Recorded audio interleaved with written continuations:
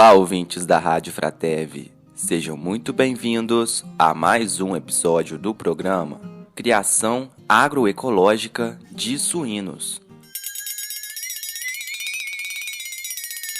Eu sou Samuel e no episódio de hoje nós vamos falar sobre o manejo sanitário de suínos em sistema agroecológico. Para isso, teremos um convidado especial, o médico veterinário Carlos Eduardo, professor da UFV. Olá, professor, tudo bem? Você poderia se apresentar aos ouvintes aqui da rádio? Olá, Samuel. Meu nome é Carlos Eduardo, sou médico veterinário formado aqui em Viçosa, na UFV. Fiz meu mestrado e doutorado na UFMG, com um período sanduíche, em Minnesota. Em seguida, voltei para Viçosa, onde fui patologista no laboratório Microvet por aproximadamente 4 anos, se eu não me engano. E atualmente sou professor do setor de patologia da veterinária. Então vamos ao tema do nosso episódio de hoje. As doenças decorrentes na produção de suínos geralmente são causadas por vários fatores. Patógenos microbianos e verminoses são os principais responsáveis pela ocorrência dessas doenças. A saúde dos animais em uma criação depende do equilíbrio entre diversos fatores, tais como disponibilidade de água fresca, alimentação adequada, instalações, ambiente de produção e manejo.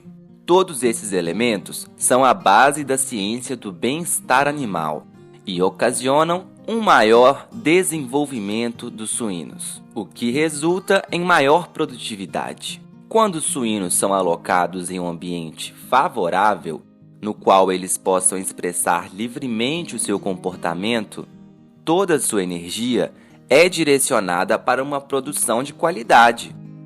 Se o animal está acometido por alguma enfermidade, uma parte da sua energia é redirecionada para sanar infecções. A doença geralmente é resultante da interação de um patógeno com erros no manejo, além de uma variedade de influências que contribuem para o animal adoecer clinicamente, como fatores ambientais e individuais do animal. A cisticercose, por exemplo, é uma parasitose que é resultante desse manejo inadequado e é cercada por muitos mitos ainda nos dias de hoje. Professor, você poderia nos explicar um pouco melhor sobre essa doença? Exatamente, existem vários mitos com relação à doença e, sem dúvida nenhuma, nós precisamos entender o ciclo de vida do parasita para que não divulguemos informações errôneas que possam eventualmente causar pânico na sociedade, né? É válido ressaltar que a carne suína consumida majoritariamente hoje é proveniente de criação intensiva, o que minimiza ainda mais o impacto dessa doença. Mas a criação extensiva existe uma possibilidade um pouco maior de disseminação, sim.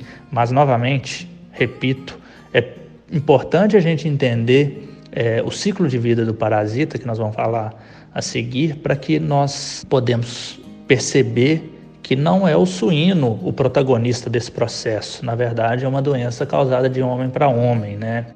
Bom, então, antes de falar especificamente do ciclo de vida, a gente tem que entender que, na verdade, se trata de duas doenças, o que nós chamamos de complexo teníase cisticercose. No caso da teníase, uma doença popularmente conhecida como solitária, ela é causada pela forma adulta do verme, do parasita. No caso dos suínos, transmitem a Taenia solium, uma espécie da tênia. E as transmitidas por bovino é chamada de Taenia saginata, em que ela vai se desenvolver somente no organismo humano, que nós chamamos de hospedeiro definitivo, certo? A teníase ela se desenvolve rapidamente, por volta de 3 meses após a ingestão do verme adulto, e no caso da teníase é ingestão do verme adulto, essa é a diferença principal. ela vai começar a soltar ou eliminar as chamadas proglotes, certo? Que são fragmentos do seu corpo, do corpo do verme. Essas proglotes, elas têm uma grande quantidade de ovo, é estimado que tenha por volta de 40 mil ovos em cada proglote, né? Uma vez esses ovos eliminados nas fezes, eles irão contaminar o meio ambiente e alastrar a doença, né? Atingindo tanto os homens quanto os animais. É importante a gente salientar que o problema fundamental com relação ao ciclo ou com relação ao complexo teníase cisticercose é uma questão pura e unicamente de saúde pública, e isso é válido repetir várias vezes que saneamento básico é mister nesse processo, né? Nós estamos falando de eliminação fecal de humano, ok? Então, esses ovos, principalmente o da tenersólio, né, que pode trazer maiores implicações para a saúde humana, ele vai contaminar o ambiente através das fezes do hospedeiro definitivo do verme, que é o homem. Assim, se tem eliminação de fezes humanas em locais abertos, o homem possibilita a dispersão desses ovos pelo ambiente, certo?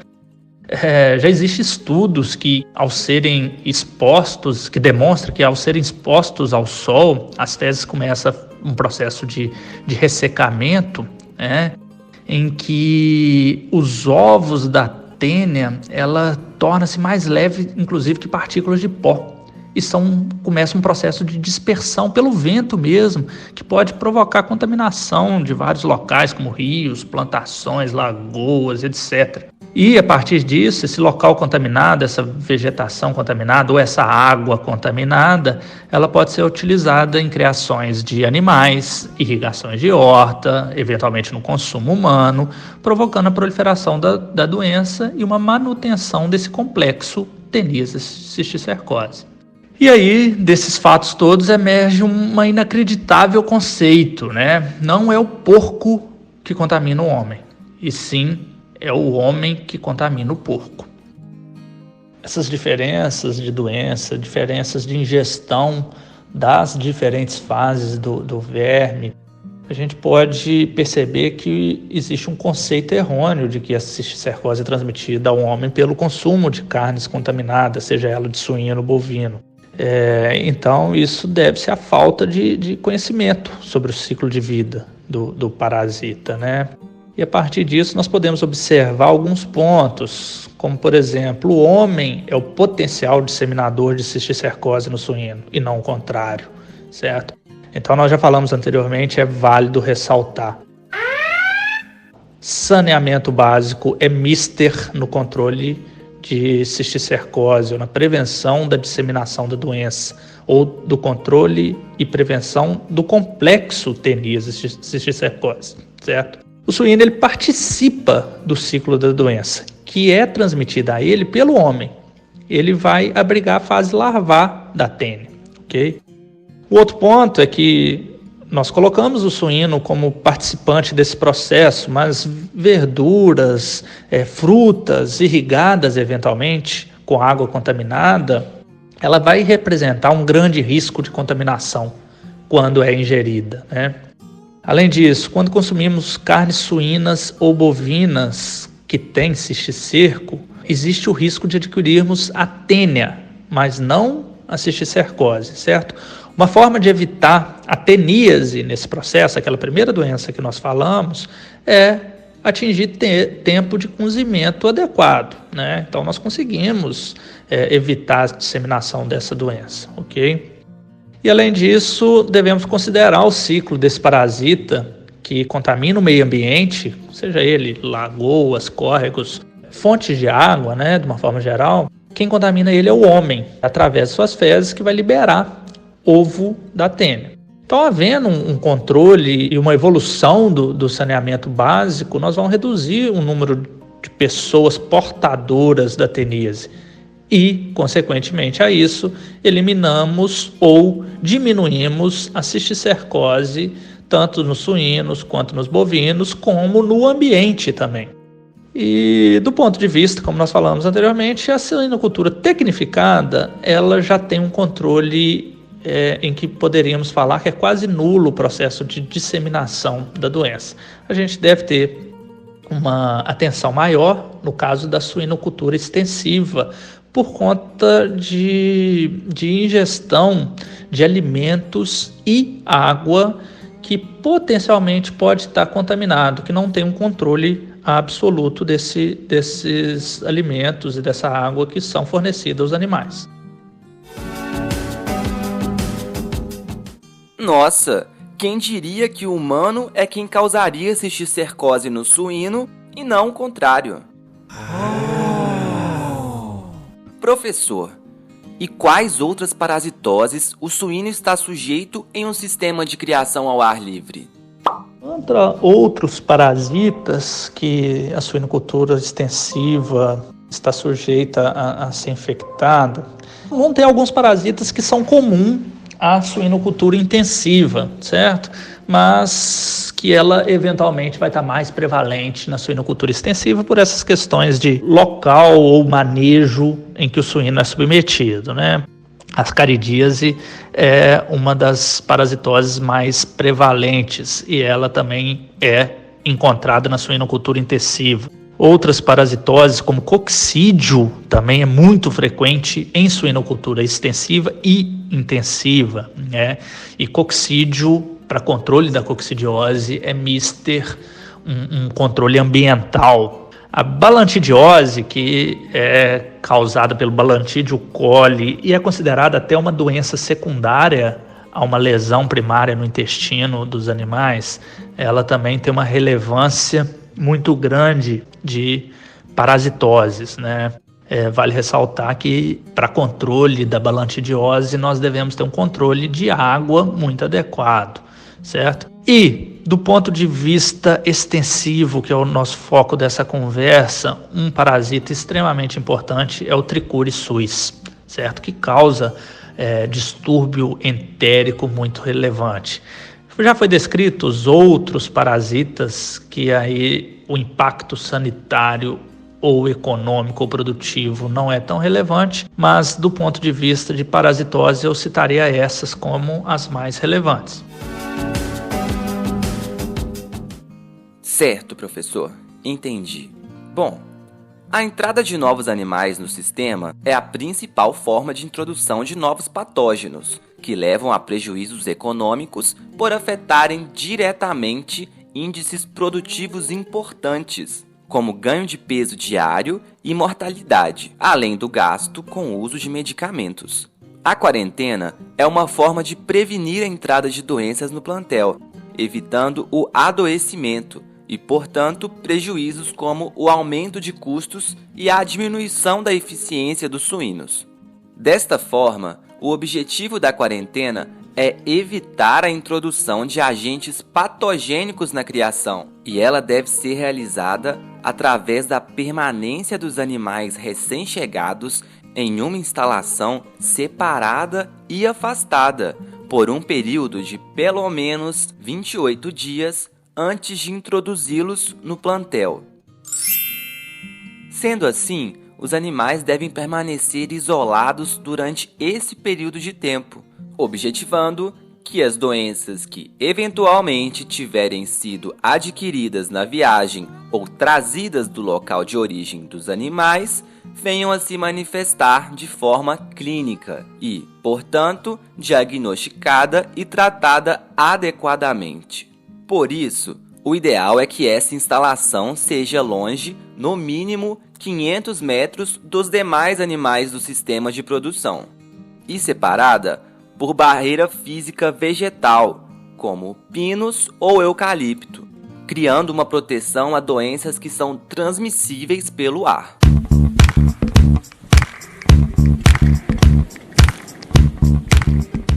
Professor, além dessa forma de entrada, quais as outras formas de entrada de agentes infecciosos em criações de suíno em sistemas ao ar livre?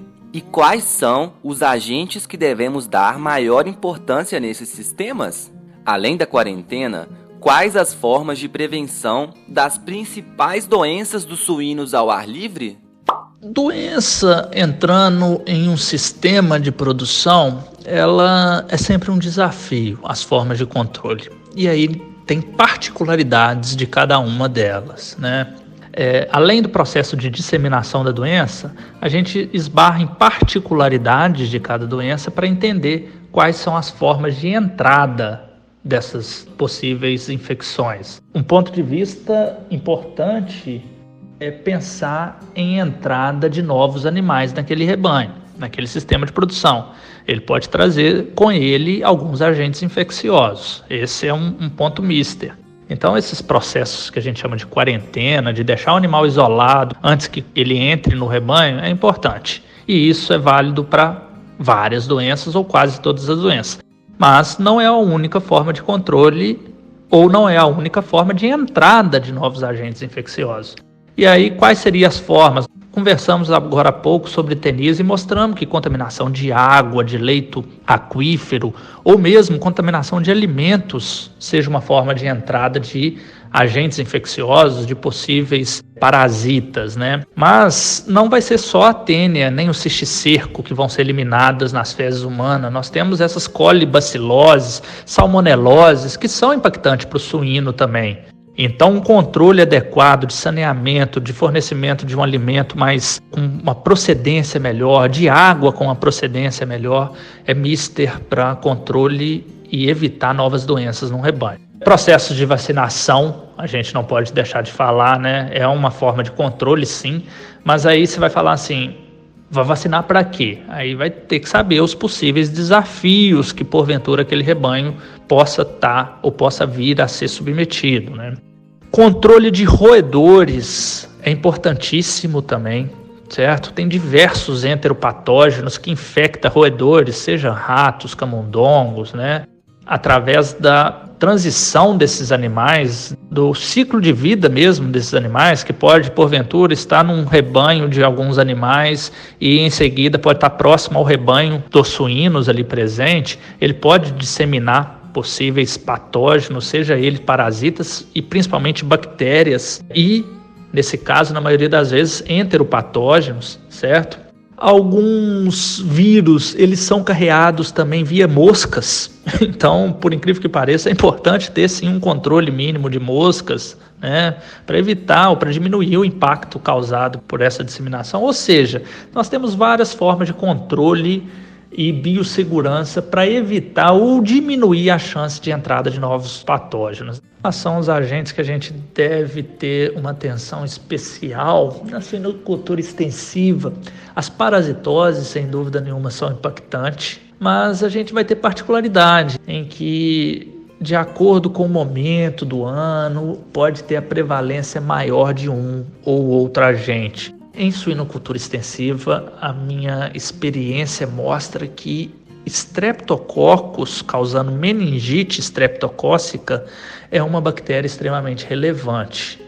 Nesse ponto de vista, talvez essa impressão desse agente ser mais relevante é mais pelo trauma em que o animal demonstra muito claramente estar cometido por uma doença. Porque tem outras doenças que são relevantes e vão impactar na produtividade do animal, vão impactar no ganho de peso do animal, mas passa quase desapercebido, como por exemplo os enteropatógenos mesmo, que podem causar uma diarreia transitória, ou patógenos respiratórios que causam sinais clínicos respiratórios, mas que têm um processo de recuperação mais rápido, né? Mas esses patógenos não devem ser subestimados, porque apesar de não causar mortalidade muitas vezes dos animais, eles vão estar impactando no índice produtivo desses animais, fazendo com que o produtor ele forneça mais alimento para os animais e esses animais não converta esses alimentos em carne.